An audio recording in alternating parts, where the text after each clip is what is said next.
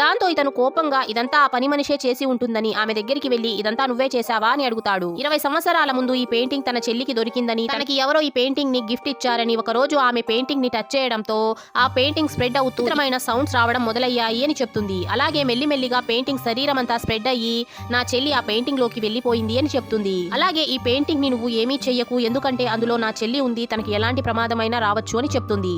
దాంతో ఇతను ఆ పని మనిషితో కొట్లాడుతూ ఆమె తలకి పెయింటింగ్ అతికించేస్తాడు. అప్పుడే ఉన్నట్టుండి ఇతన్ని ఎవరో లాగుతున్నట్లు, తను ఆ పెయింటింగ్ వైపుకి వెళ్తున్నట్లు అనిపిస్తుంది.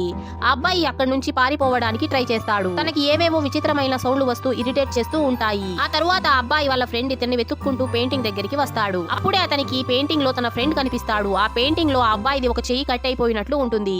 ఆ తరువాత ఈ ఫ్రెండ్ కూడా ఆ పెయింటింగ్ ని టచ్ చేయడంతో అతను కూడా మిస్ అయిపోతాడు. పోలీసులకి ఈ అబ్బాయిలు మిస్ అయ్యి ఎక్కడికి వెళ్లారో ఎవ్వరికీ అర్థం కాదు. కానీ ఆ పని మనిషికి మాత్రం ఆ పెయింటింగ్ ఏ వాళ్ళని తనలోకి లాగేసుకుందని తెలుసు.